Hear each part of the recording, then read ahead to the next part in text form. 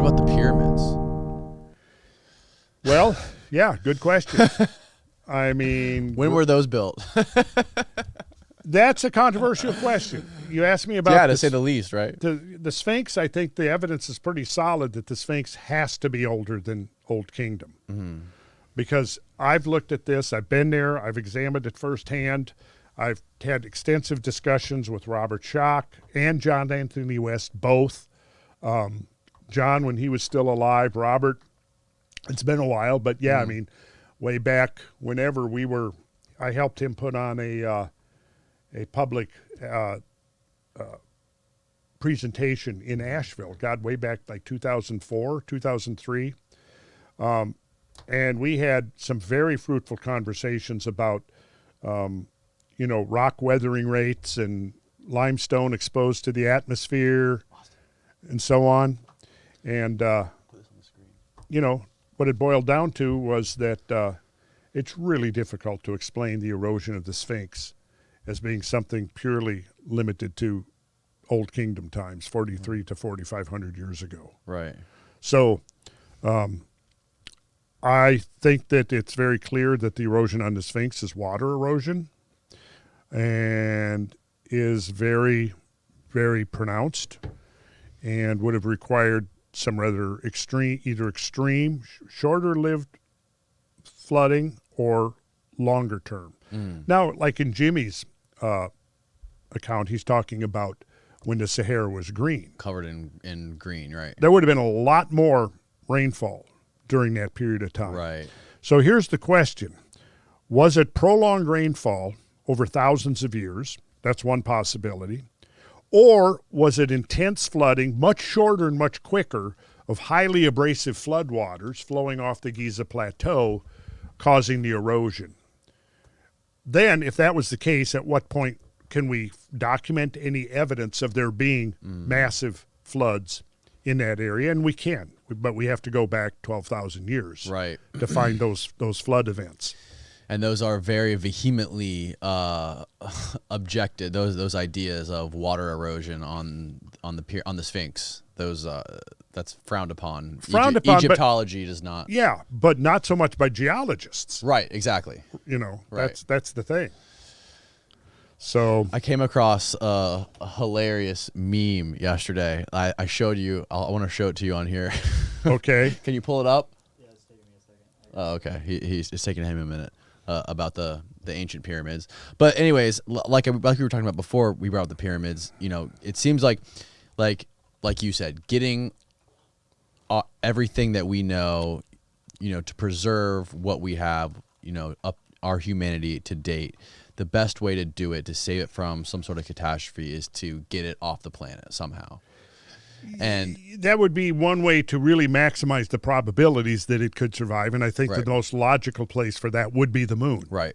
And do you put any merit to the idea that that could have already been done? Not necessarily to the moon, but there could have been any sort of previous civilizations that thought the same thing. We need to get off this planet. Well, I read to you that quote earlier, right, about the tree of heaven, right? That there were two branches on the tree of heaven, one that the celestial tree, one that went to heaven and one that went to earth. Well, that's a fairly common belief, this idea that there was this bifurcation of the human species, right, and that some stayed and some left. Some stayed and some left. So, how credible is that? Well, you can't prove nothing with the based on myth alone. Right. You have to find some objective evidence. There's something to that idea of humans somehow making it off Earth, and mixing DNA with some sort of other, or somehow surviving for millions of years and then coming back to check up on us apes that are still around today. It's a perplexing idea. Yeah. This is the meme I wanted to show you. Oh. It shows the guy. It shows the ancient Egyptians right, building the pyramids and says, "This is a crime." He says, "Yeah, but at least people in the future will appreciate the effort and the skill it took to build these pyramids." Then it shows the girl. People in the future, a girl sitting there staring at the pyramids. Aliens obviously built those. I tend to align with Graham Hancock on this, that, we don't need aliens.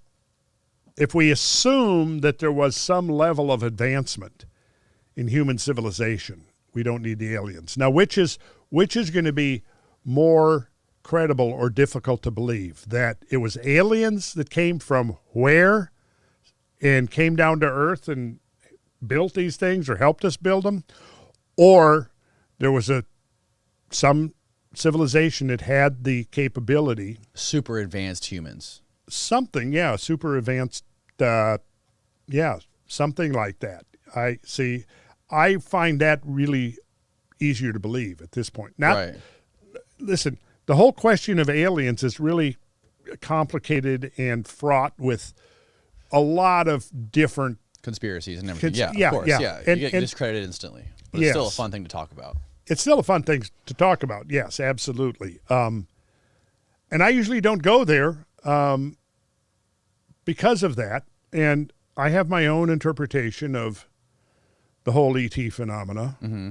And I think we talked about it a little bit.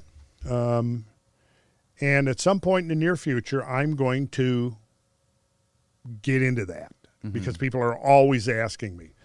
But well, you see the stuff that's going on today with these crazy aircrafts that are flying all over the place, all over these military battleships and military bases, and these things that you can't that modern physics does not allow to happen. These things moving at incredible speeds, passing these military fighter jets, and you see that, and it just bolsters this discussion. It makes it more, it's a mainstream thing to talk about now. Like 10 years ago, you would be considered a crazy person to talk about UFOs. Right. Now it's common thing. Everyone talks about it. It's one of the things that people in the government and the Pentagon is opening, has opened up. Right. Yeah. And so that's why I feel like it's timely to talk about it. And the one thing I would say for now is that, you've got, for one thing, we know that at least some percentages of the UFO sightings are really experimental aircraft. Mm-hmm.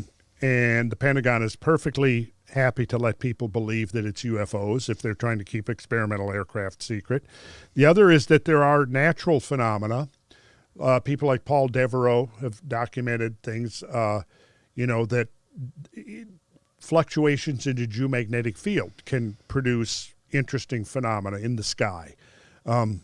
Where you have, let's say along fault lines where you have great masses of, like, say, quartz-bearing minerals moving with respect to each other with great shear force, which is what a fault line is. It's a crack in the earth, but unlike a static crack, the two sides of the crack are moving with respect to each other, right? That movement can set up fluctuations in the geomagnetic field that can actually impinge upon what they're experiencing and witnessing. Can actually produce visible luminosities in the atmosphere. Many times this has been documented to have happened before earthquakes, that there will be lights that appear in the atmosphere and things like that. So there's another side of that, whole nother discussion. In fact, I did a discussion with Paul years ago where we got into all of that, and it's recorded somewhere. I'd like to get him back on my show to talk about that further. Now, the third thing is where you'd say, okay, there are authentic craft of some kind that we have no explanation for, right? Mm-hmm. So what do people immediately jump to is, it's aliens, it's extraterrestrials, and where did they come from? Right. Okay. Could it be us? That's the thing where I'm saying it's not what people think it is. It's something very different, and you're kind of on the right track. But we'll leave it at that for now.